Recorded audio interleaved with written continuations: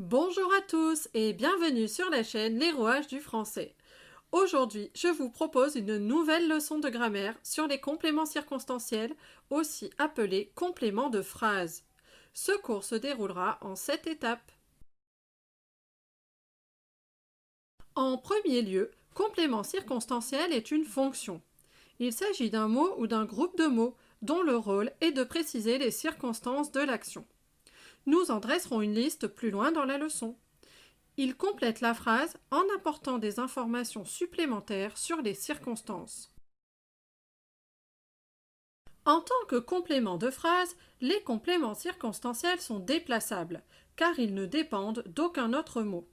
Si je prends par exemple la phrase « Cet été, j'ai failli me perdre dans la montagne », je peux déplacer le complément circonstanciel « cet été » et le mettre à la fin de la phrase, sans changer le sens ou l'exactitude de celle-ci.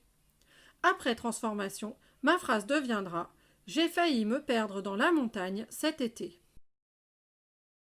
En plus d'être déplaçables, les compléments circonstanciels sont aussi supprimables.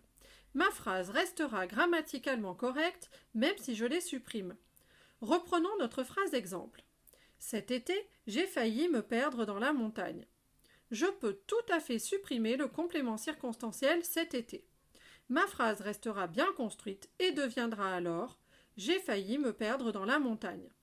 Il ne lui manque qu'une précision de l'époque à laquelle se sont situés les événements.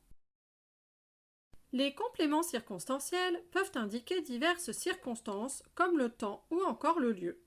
Dans ce cas, on peut poser les questions où ou quand. Dans notre phrase exemple, « Cet été, j'ai failli me perdre dans la montagne », je peux me demander « Où ai-je failli me perdre ?» Le complément circonstanciel de lieu sera donc « dans la montagne ». De la même manière, si je pose la question « Quand ai-je failli me perdre ?» le complément circonstanciel de temps sera « cet été ». Par ailleurs, les compléments circonstanciels peuvent aussi apporter une information sur la manière dont l'action se déroule. Dans ce cas, il répond à la question « Comment ?» Par exemple, dans la phrase « Mais j'ai rapidement retrouvé mon chemin », l'adverbe « rapidement » est déplaçable. « J'ai retrouvé mon chemin rapidement » est supprimable. « J'ai retrouvé mon chemin ». C'est donc bien un complément circonstanciel. Maintenant, si je pose la question « Comment ai-je retrouvé mon chemin ?» la réponse sera « rapidement ». Rapidement indique ainsi la manière dont l'action s'est déroulée. Je viens de vous donner quelques exemples de circonstances indiquées par les compléments circonstanciels, comme le temps, le lieu et la manière.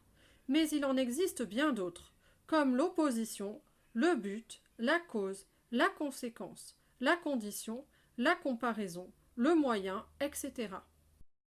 Enfin, il ne faut pas les confondre avec les compléments du verbe, comme les COD ou les COI, qui sont des compléments essentiels, ce qui signifie qu'on ne peut ni les déplacer ni les supprimer. Prenons un exemple. J'habite dans la montagne.